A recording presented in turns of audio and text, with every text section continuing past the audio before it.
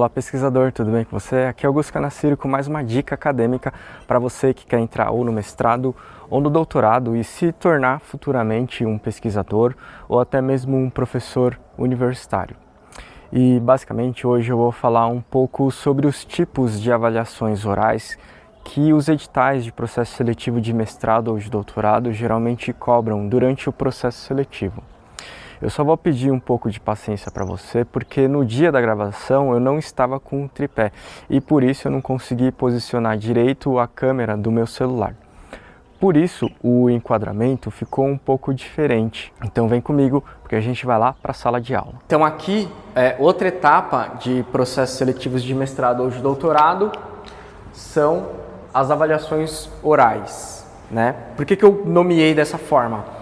Porque geralmente são algum tipo de prova, algum tipo de teste, né? Onde a banca do processo seletivo te testa, entre aspas, de forma oral. E aí, vários editais de processo seletivo chamam isso, nomeiam isso de formas distintas.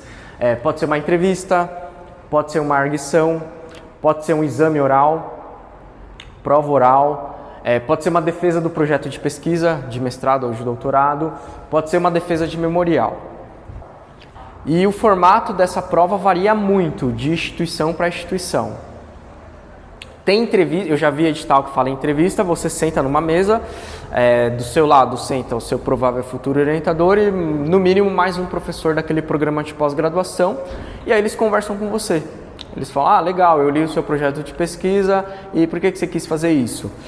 Você trabalha? Você é casado? Você tem filho? Você não sei o que lá? Você não sei o que lá? Enfim, então eles ficam perguntando, tirando informações para saber se...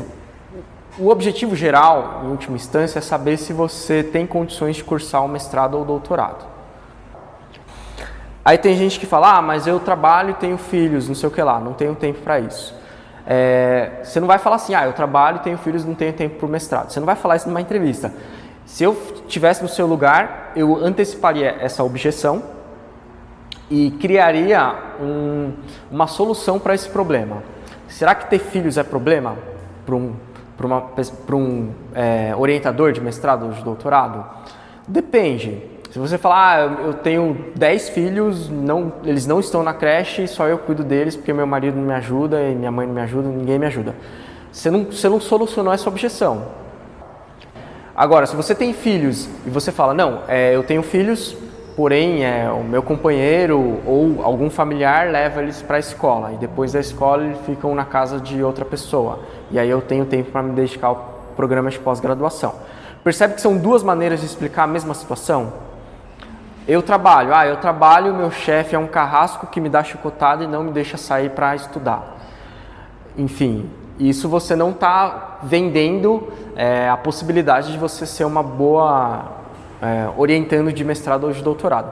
Agora, se você fala, eu trabalho, porém eu tenho uma flexibilidade de horários, eu posso negociar no meu emprego atual que eu mude de horários.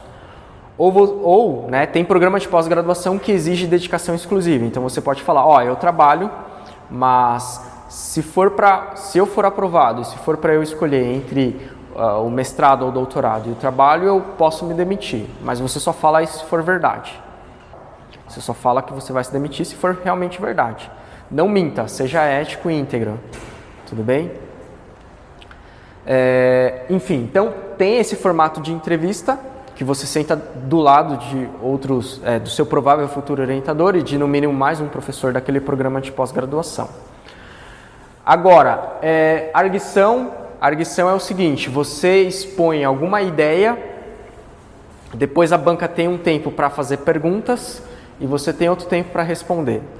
E aí a arguição pode ser, você vai falar sobre a sua formação, você vai falar sobre o seu projeto de pesquisa, ou você vai falar sobre um assunto que estava no edital, por exemplo. Então, o formato da arguição varia completamente.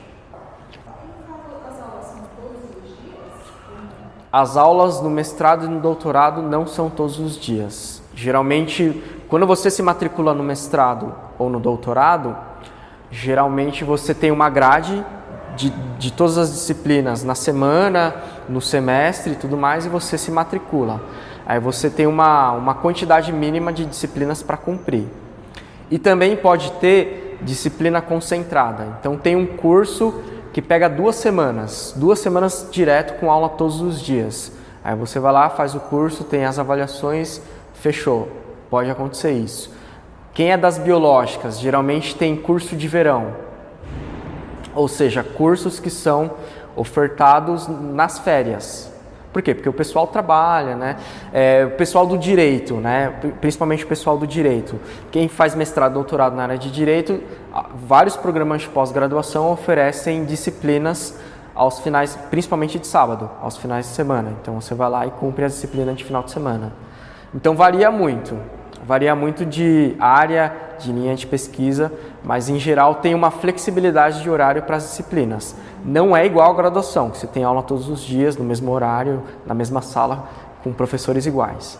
É mais flexível a pós-graduação. Tudo bem? Bom, exame oral. Então, exame oral tem várias formas também, né? Pode ser desde a banca te faz algumas perguntas, como se fosse chamada oral, ou você tem que apresentar o seu projeto de pesquisa, ou você tem que apresentar seu currículo, isso varia, tá? Isso varia muito para prova oral, para defesa do projeto de pesquisa ou defesa de memorial. Geralmente, defesa de memorial, você fala sobre o seu currículo.